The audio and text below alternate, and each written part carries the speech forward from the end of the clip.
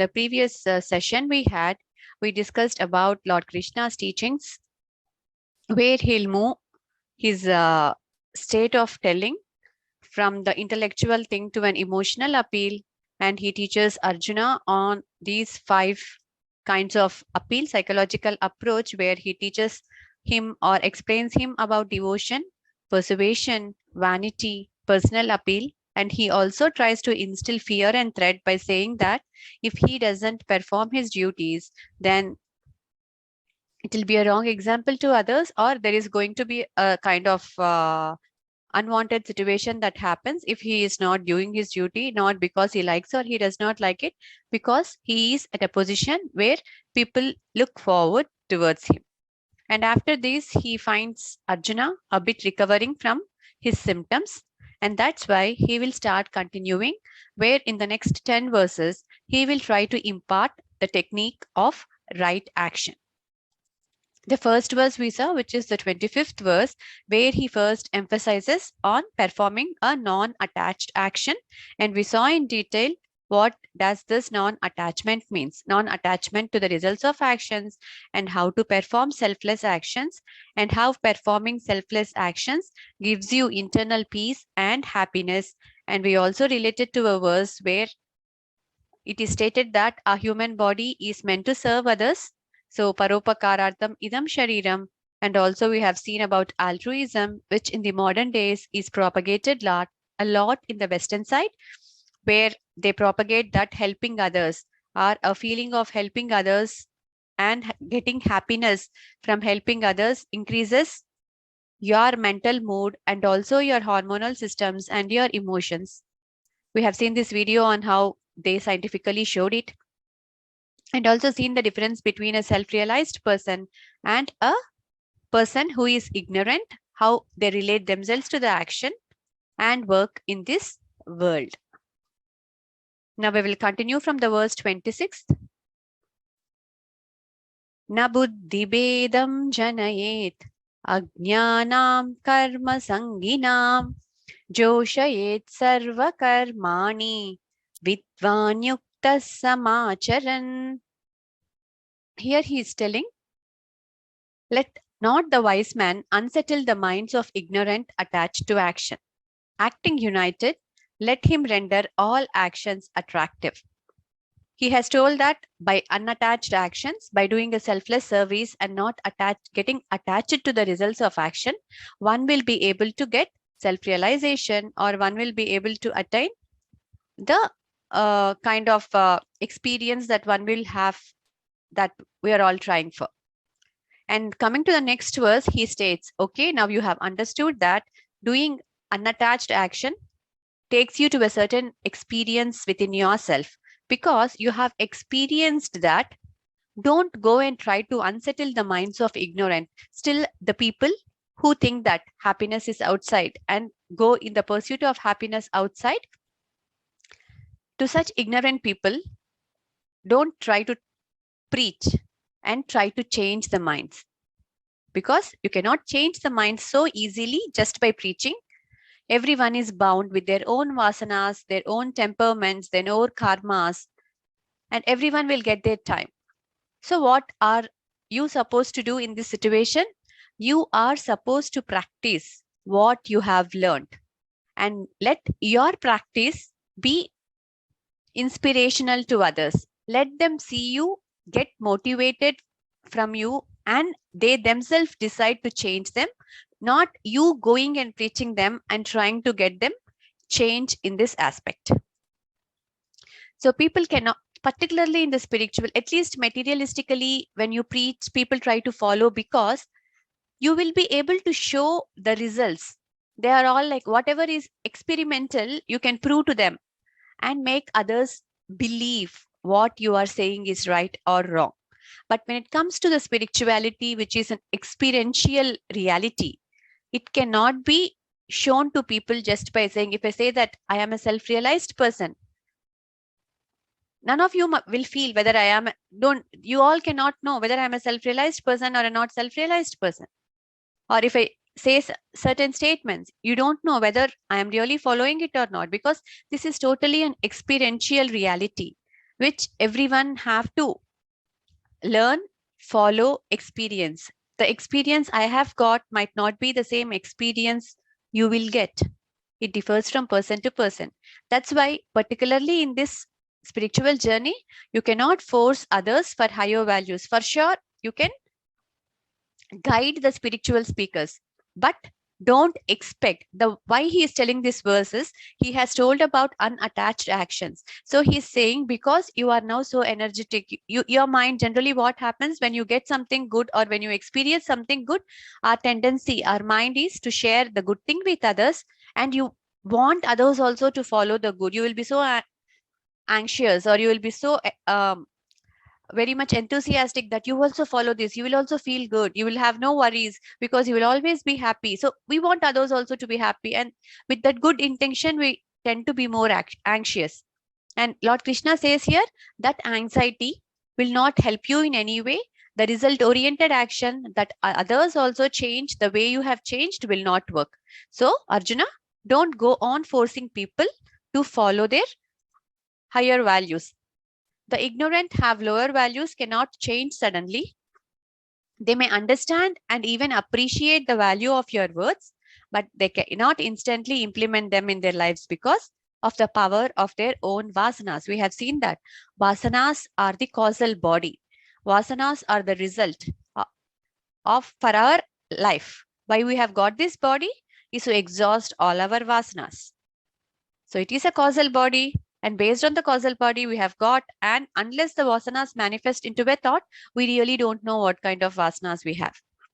As we see that if you have to take a turn while going, you cannot abruptly turn a car into a bend. You have to take it slowly and gently to have a turn. If not, it will go and hit somewhere. In the same way, everyone will have their own path, everyone will have their own journey. So the vasanas of individuals takes over their own course and gradually evolve to higher development. This cannot be changed overnight with your knowledge.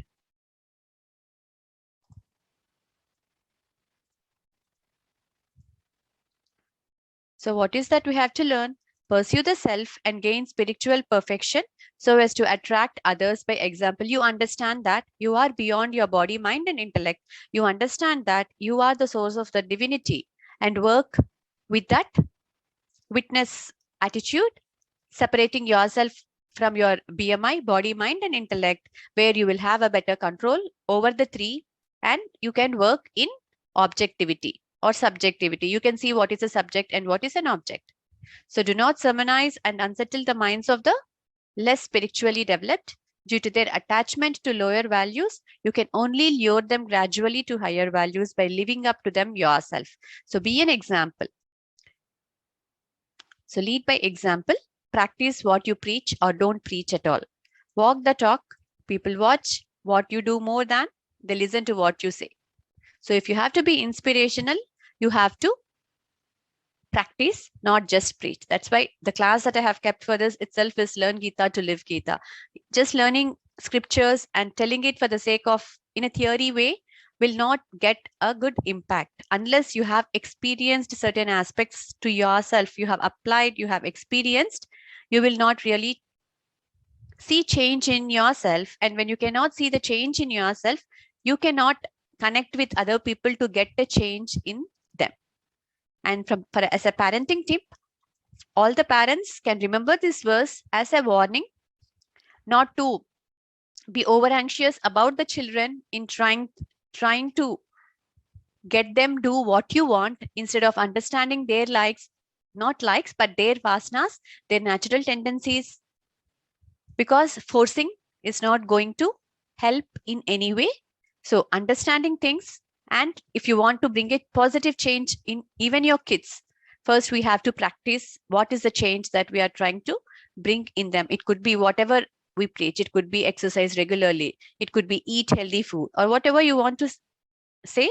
First we have to practice and be an example for them also to take it over and practice. If not, this generation kids, the first question they say is, are you doing this? Are you doing that?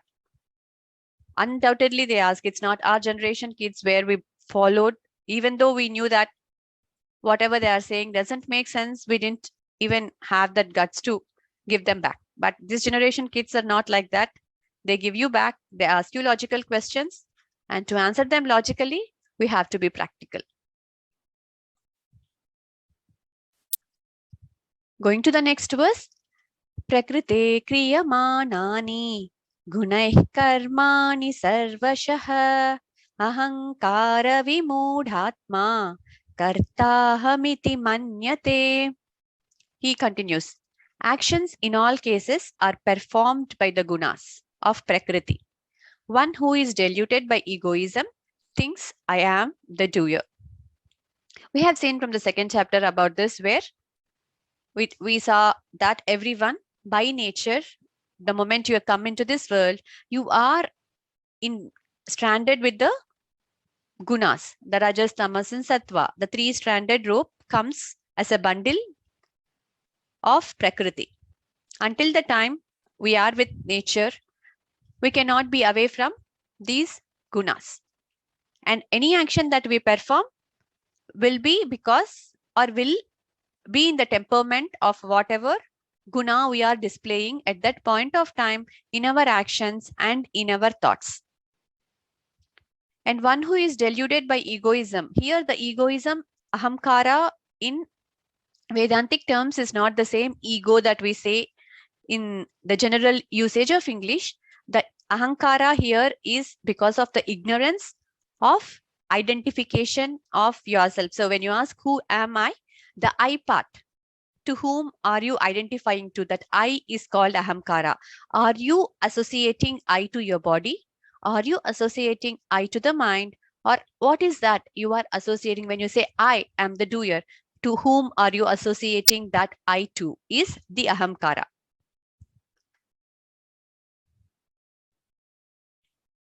And this chart we have seen in the initial part of Karma Yoga, the chronology of action, where because of vasanas we get a thought, because of thought we get a desire, desire propels us to do action. And how to exhaust vasanas is to turn every action into actionlessness. And again we learned that actionlessness is not non-action or abstaining oneself from action, but doing the action in the spirit of yajna, where you will be able to exhaust all your desires.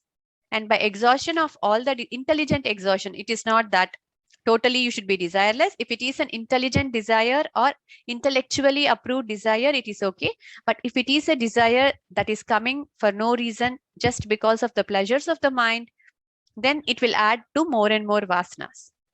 So when an action is propelled in the intelligent way and you do it in the spirit of karma yoga, that action will be taken to the state of actionlessness. And when you have exhausted one desire, then you go back to a state of desirelessness. And again, that takes you back to a thoughtlessness state, and that takes you back to a vasana-less state. So this is the cycle that we have to follow until the time our last vasana is exhausted. And once the vasanas are exhausted, we will be able to realize in the circle or the cycle that we have seen. It is because of vasana that we do karma, and because of karma only we have to exhaust our vasanas. Once our vasanas are exhausted, we tend to realize who we really are. That means exhaustion of vasanas, don't we live? There are even exhaustion of vasanas, self-realized people live, but in a total different sense. The people who are self-realized and exhausted all the vasanas, until their body is there, they just work for the sake of the society or the world and nothing for the sake of themselves. So what do they work for themselves? Only feeding the body to the limits of what it needs to survive. All the basic things just for the survival, because this body is there, you need to take care. Suppose you buy a car, you need to take care of your car. In the same way, with the same attitude, not for the sensual pleasures. They don't work in the mode of sensual pleasures.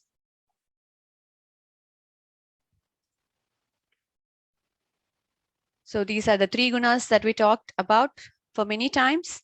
So the proportion of this varies in everyone, and in a man of perfection also, sattva is predominant. As last time, I think there was a discussion about what is the kind of thing like if you are in Rajas, you will perform well. And if you are in Sattva, you might not perform. So at the time also I told you, Rajas is needed for action. Even though when you are Rajas, your mental temperament is very important. Unless you are in Sattva, you will not be able to get the balance and focus. The moment you are in Rajas, it takes you to a kind of restlessness. So two things, your body being inactive and your mind being balanced. Two things can be struck at a balance. And again, when you talk what is Sattva, Sattva is not 100% Sattva. Sattva is mostly Sattva with a little bit of Tamas and Rajas in it. Rajas is also not just 100% Rajas. So every guna has a little bit of other two gunas, but it is predominantly Sattva. That's why we call it as Sattva. And when three gunas, pure Sattva is a different state. They say that comes above Sattva. Above Sattva, we have Shuddha Sattva or Shuddha the total purity, which is 100% Sattva. And that is called the state of Gunatita, to transcend the three states and go to the state of pure Sattva.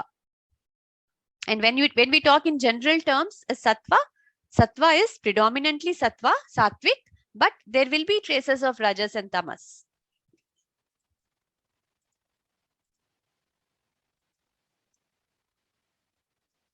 So human activities are manifestation or expressions of three gunas or qualities of their own individual, which is again different, which is again unique to each person. And gunas and vasanas lies in the Supreme Self. Self is the source of all activities, but it does not act. This example, we have seen the example of petrol and the car earlier, as how petrol is needed for the movement of the vehicle, but still petrol is not responsible for any actions the vehicle takes. It is needed, but it is not responsible. As have an amplifier, if you take, amplifier is needed to give sound. But will the amplifier by itself give sound? No. It needs electricity to give the sound. Can electricity by itself give the sound? No. It is the same kind of understanding that self is needed for us to do any kind of activities. Even your mind has to work, intellect has to work, body has to work. In all the states, it is the illuminating thing, the awareness or the consciousness is the main light, without which nothing can sustain. So self is needed for all the activities, be it be Sattva, be it be Rajas, be it be Tamas, whatever it is. It could be the gross or it could be a divine activity. Self is behind it, but self is not responsible for doing any kind. Self doesn't propel you to do any particular activity. It is needed, but it is not responsible for any of the actions that you take, just like a petrol and the vehicle. So when we take the activities, how does an ignorant person act and a wise person act? He says that ahankara vimudhatma, the person who is ignorant thinks that I am the doer. I can relate himself to being his body or mind or intellect. But the wise person sees beyond the body, mind and intellect, and he understands that he is a witness who is seeing all the activities, and he is a mere instrument who is acting in line with his gunas. And now comes to the 28th verse. Tattva vittu mahabaho gunakarma vibhagayoho guna guneshu vartante iti matvana sajjate. So he is trying to say something. So because he's calling him as Mahabaho, with true insights into the distinction of three gunas and actions, knowing that gunas abide in gunas is not attached. It might be a bit vague to understand it in this explanation. Let's see. So when we see the concept of who am I, at least not to a total understanding, everyone need to accept or not accept. It is up to us personally. But when we have come to a spiritual journey, certain things we have to accept. If not, we cannot proceed in this journey. When we think that there is nothing else except body, mind and intellect, you cannot progress anything beyond, because there is nothing to discuss here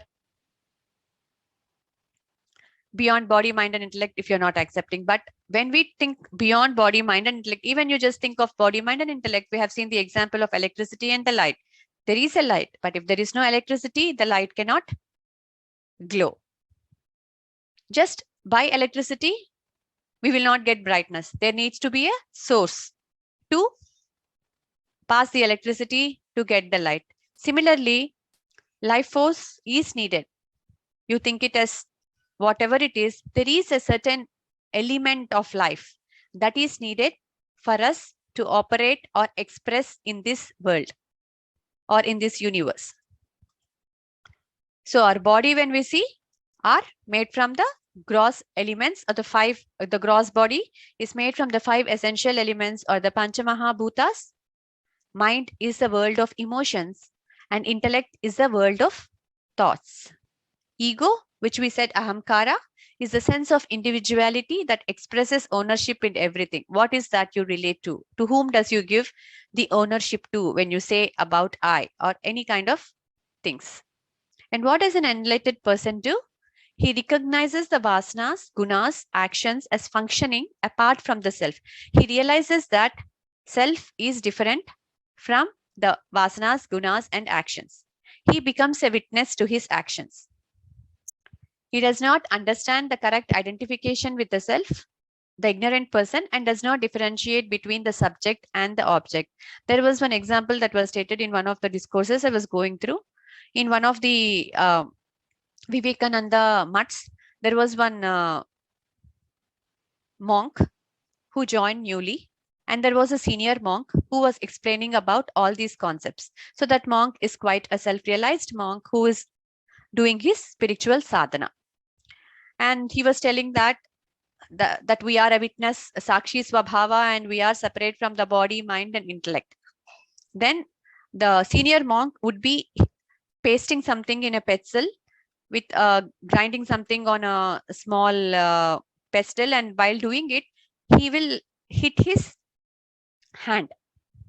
And when he hits his hand or crushes his hand, he starts shouting. Then that junior monk who joined will come and ask him, what happened, Swamiji? You said that you are separate from your mind, from your body and intellect. And again, why are you shouting? And then the senior monk says, even shouting is happening just because of the witness or the awareness. If that awareness is not there at the back end, I am the awareness. I am separate from the body, mind, and intellect. But still, if this awareness is not there, I would not even have shouted. So this is also coming because of this awareness, but this is not affecting. So the awareness is not something that is in pain. What is in pain? Body is in pain, which is felt by the mind. But how did the mind feel that pain? Because of your awareness. So they have that clear-cut understanding and differentiation of things. Whereas the ignorant people, ignorant in the sense, ignorant in terms of identification of who am I, those people will have a confusion or this kind of not having this clear kind of disassociation from who they are to who their body, minds, and intellect. It's a deep thing. Yeah, I don't know like how many of us can take it to acceptance, but this is the preachings or the teachings of any Vedantic books. And the discussion on the spiritual development comes, why we are following the path of spiritual development is again to derive less and less enjoyment from the world, or to understand that we are the source of happiness. And as you go up in the spiritual ladder, what happens? The amount of happiness you derive from the world gets reduced and reduced. So it's a complete broad spectrum. It's a journey where a person can be at 0 to a scale of 100. It's a very broad spectrum. So when we say self-realized person, a person who has understood or experienced, it doesn't mean he is at level 100. It again is a journey and a spectrum where he can be at any level. But what happens as you go on increasing your levels, the way you look at the external world in getting the enjoyments or pleasures will gradually get decreased. Again, to understand this, it doesn't say that whatever is happening to us to blindly accept as our destiny or things. The next verses, when we see the blueprint of action, the laws of universe is always governed by the law of action. So what the spirituality gives us is that you do what you are supposed to do and accept what you get. So if you don't have that acceptance, you will be restless, because we have a certain framework in mind, we have certain expectations, and if that expectations are not met, our mind becomes restless, or it gets disturbed. And that's why when we say about these things, whatever you call it, by the name of God, by the name of anything, when we get into the mode of acceptance of the results, in spite of doing whatever best we can do, because every situation is not 100% driven by you. For any action that we take, there are a lot of external dependencies which are not within our control. Whichever are within our control, we have a complete choice of controlling them. But when actions are also involving external dependencies or external inputs or external whatever we might call it, which you cannot control them at every point of time, then the result will not be in your hands. For example, take the example of running a race. If the track is wet, even though I have prepared very well for the competition and have gone, the track is very wet, in my rush, I just slipped and fell down and not even completed my finish line, I will get very upset. But if I have an acceptance, what happens? I'll take it in as an experience, rather thinking that I should have been a bit careful in that wet weather, or this is something that happened which is beyond my control because I was not prepared for that weather, unfavorable conditions of the weather at that point of time, and take that experience, a lesson from that experience, not blindly accepting the experience, but taking the lesson from that experience and applying next time in similar situations. That is what a wise person has to do. Even we, when we apply these verses practically, it is to take that karma theory. Yeah, if there is no karma theory, you will never accept anything. We will never accept anything in our life. When it's true or false, even I have nothing to prove it. But if you only think I take a support of this karma theory, is because it gives you a mental acceptance to things, in the sense when you have done your best and things are not coming right to you or not happening in the way, only that acceptance helps you move forward to swim the journey or swim along the currents of your life. If you don't do that, you cannot swim back. You have to anyway swim. You like it or you don't like it, you have to swim through the currents of your life. Whether you swim with ease or swim it with resistance is what you decide. If you resist, this is not what I want, this is not what I expected, still you have to get along. It will be pushed to get along, but with lot of mental restlessness. In that point of time, if you have accepted it in the right way as an experience of your life, then you will have a better peace of mind, and your progression in life towards the current of your life will be much easier. So any questions still here?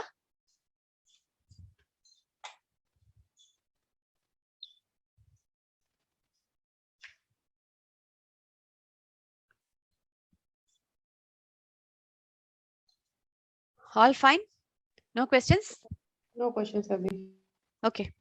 I'll continue with the 29th verse. Prakrite guna sammudaha sajjante guna karmasu tana kritsna vido mandan kritsna vinna vichalayet. Those deluded by gunas, if prakriti are attached to the functions of gunas, the one of perfect knowledge should not unsettle the dull-witted whose knowledge is imperfect. This is again a kind of a verse that is being gotten from where he told that you should not try to go and change the minds of the ignorant by just preaching. So we all know this, we are all acting because of our three gunas, and the enlightened person remains detached from the world, watches the actions similar to the way you watch actions in a movie and with a witness attitude. But whereas the ignorant lack knowledge of self, identify themselves with gunas and become attached to their functioning, become deluded and lost in the world. We will take a small example to analyze this.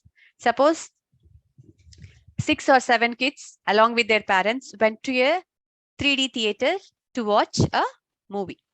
So that movie was a jungle movie where it was with all the animals. In the course of the movie, it came one lion was coming on the screen. There were two kids who were literally frightened that it's a real, thinking that it is a real lion because it was a 3D, and they had a feel that it's coming on their face, and they started crying and did not stop crying at all, even though their parents told that it is a screen, it is a movie, it's not real. So what needs to be done to pacify the child?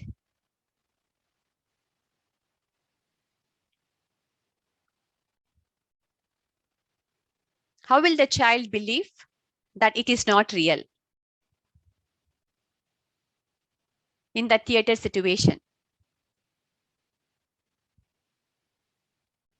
How will the theater be normally? Lights on or light off when a movie is going on? Lights off. Yeah, lights on. It will be I lights was off. about So to it say, will be darkness. yeah. So in that darkness, the child, even though you as a parent are trying to convince, is not convinced. But once you switch on the light, what will happen?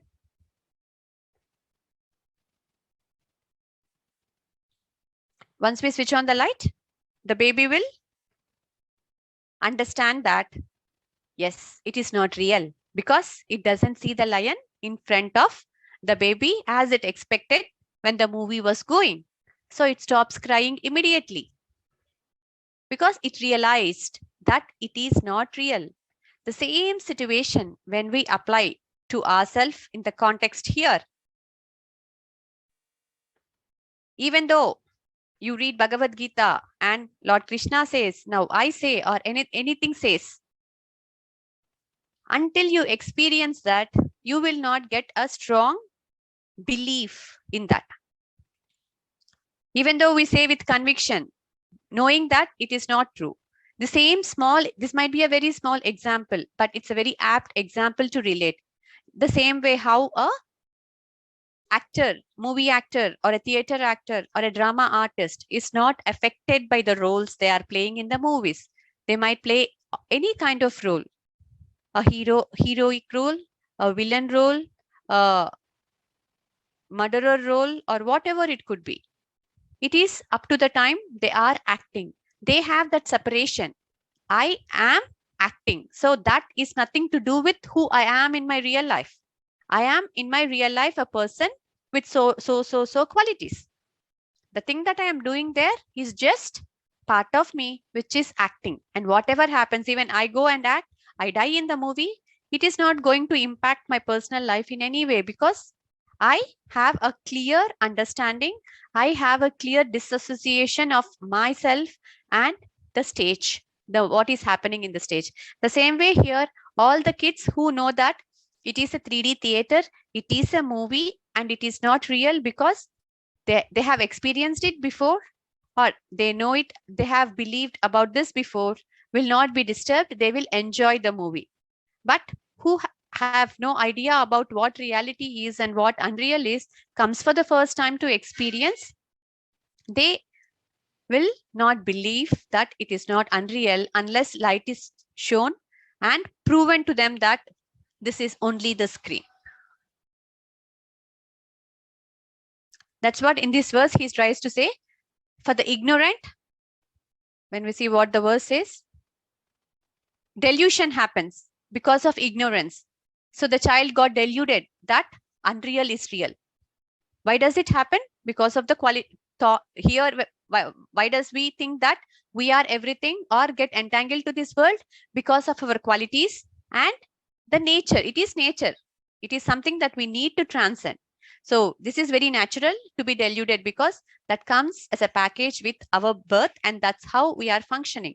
But we have the subtle intellect with which, through the knowledge we have gained, we can grow step by step to realize who we really are.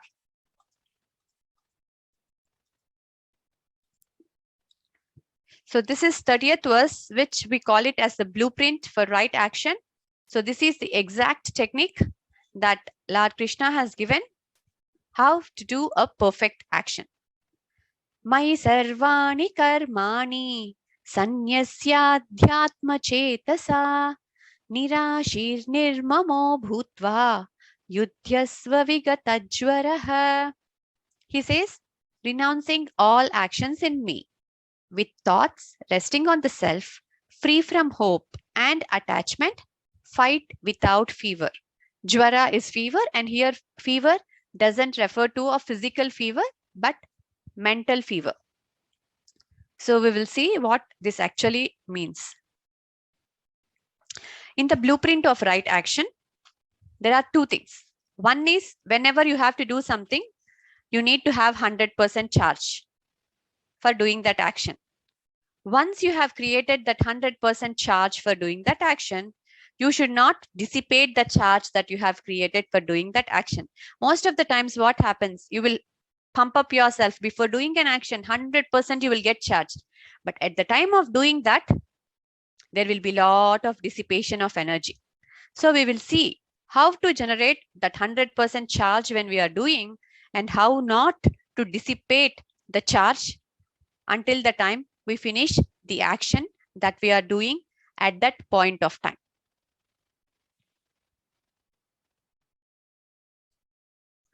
So how do we generate energy? Dynamic action by the body. So you have to, when you have passion in your action, whatever it is, it could be even washing utensils, it could be cooking, whatever action it is. Action is an action.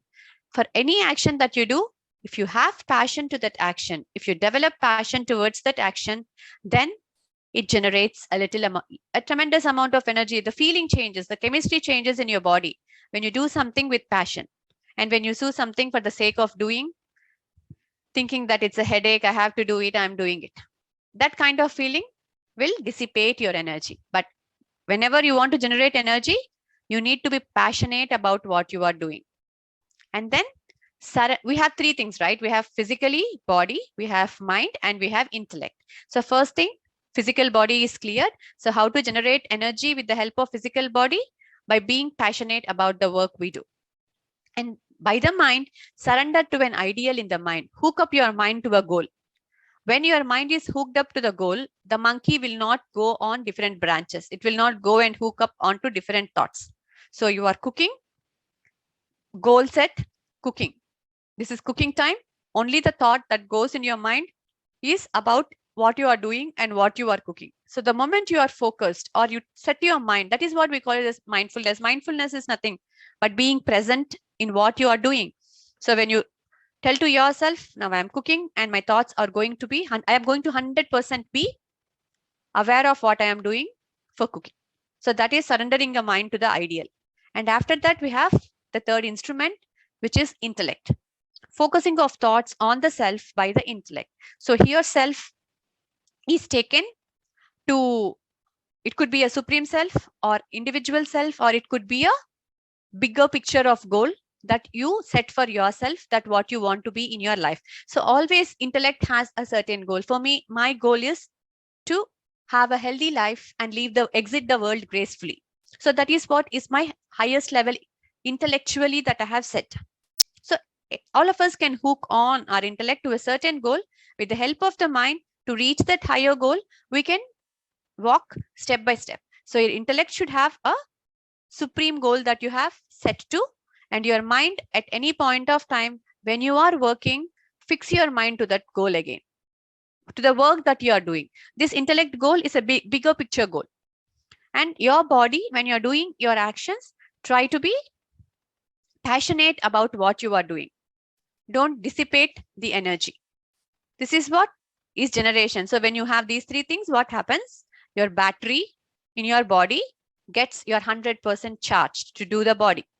Any idea how do we dissipate the energy? Anyone can guess what could be the ways with which your battery depletes? Any guesses?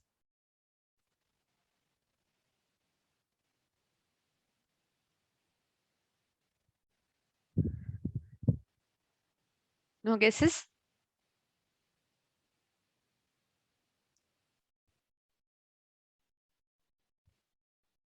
Okay, let me show you. The three ways how dissipation happens is, we are in the present, We have two things. One is past and one is future. All these three helps us in dissipation with our emotions. One is anxiety for the fruits of the action. So the first was when he started this is he says we have to be unattached to the fruits of the action. When you are unattached to the fruits of the action, you will not be anxious about the results. You will be concerned only on how you are performing.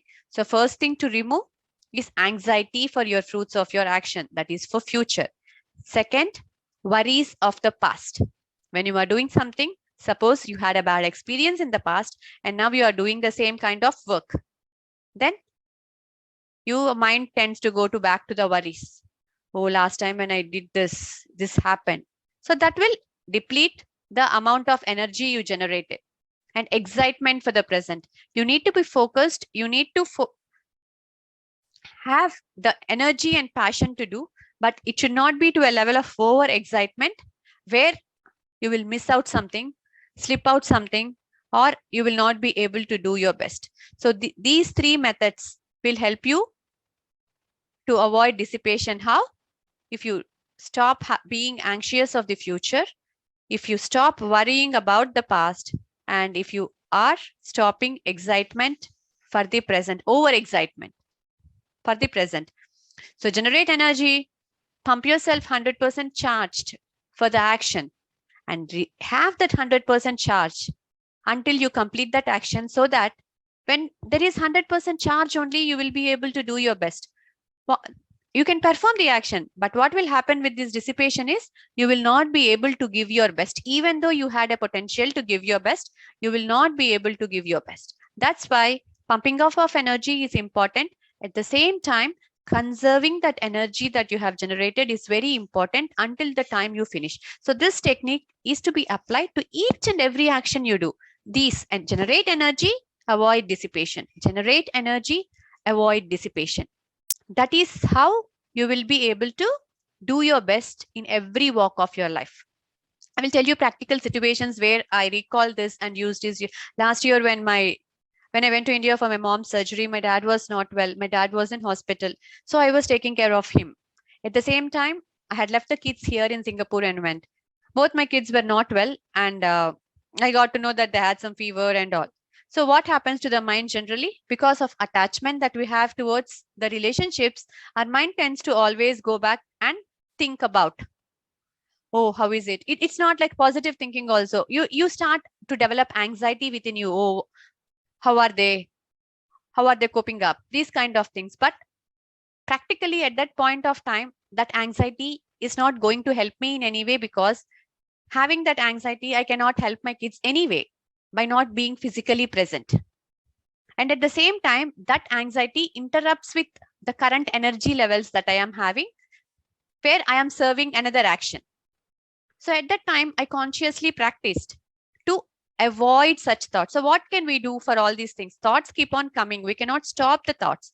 The only power you have is to stop attending to the thoughts. Once you stop attending to the thoughts become weaker and weaker. They will stay there, but you have more power to attend to that thought or not. So until the time I was doing that actions, I don't entertain any kind of thought with that needs a lot strong willpower, where you become more powerful than your mind. And say no to the thoughts, or just ignore the thoughts. The moment it comes, you just ignore. The moment it comes, you just ignore. Then you will be able to serve the current action that you are doing in hand 100% with 100% efficiency and 100% peace of mind. If not, you will never have peace of mind. We will be keep on oscillating past, future, present, past, future, present. So the actual word used in this verse is yudhyasva, which means to fight. Fighting implies dynamic actions directed to, here fight means doesn't mean that external fight, but here fighting implies to be dynamic. So you have to act in this world dynamically with passion, and also you have to overcome all the challenges in this world. When you're doing actions, it's always not a smooth action. So that facing the challenges in this world is what here it is mentioned as yudhyasva vigata jvaraha, is your mental fever, not to be anxious, not to be worried, in that mental state, we have to do our actions. So actions build up energy and strength. Inaction weakens and ultimately destroys the physical body. That's why we have to act, because action is the one that builds up energy and strength. If you have nothing to do, what will be your body's condition and your mind's condition? It will be very weak. 10 days or 5 days, you sit without acting anything, just your physical body and mind just sit. Your body will ultimately become weaker and weaker. Action is what builds strength and gives energy to your body. Second is surrender your mind to a higher ideal. Here, ideal represents nobler, greater purpose in your activity beyond selfish interests of your body, mind, and intellect. Acting in surrender to a higher ideal helps to gain mental stamina for work. Higher the ideal, greater the stamina. The highest ideal in life is self-realization. Working towards this gives immense energy. So intellect manifests an awareness of self as primary source of all actions. Intellect directs all actions towards choose an ideal. Such discipline allows to maintain objectivity in action. Proper utilization of BMI, immense strength is gathered for reaching your goal. In simple, the summary of what I have told this is 3 things: body, mind, and intellect. You have to use 3 of them properly to generate 100% of your battery charge. From the body, how can you generate energy?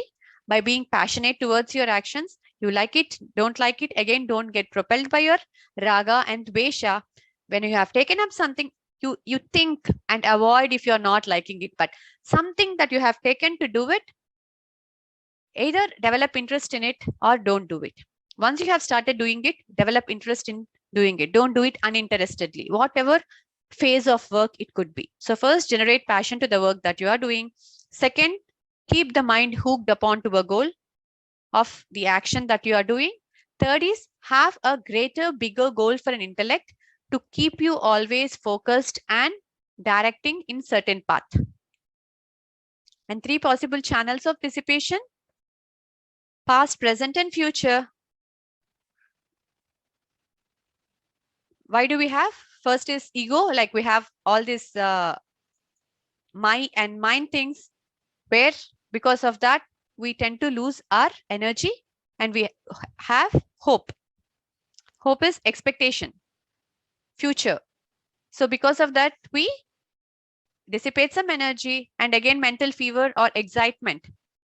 Because of that excitement, over excitement, not a little bit of excitement is good. Little bit of thinking gives you a kind of boost, but over excitement which interrupts with your performance will deplete your energy.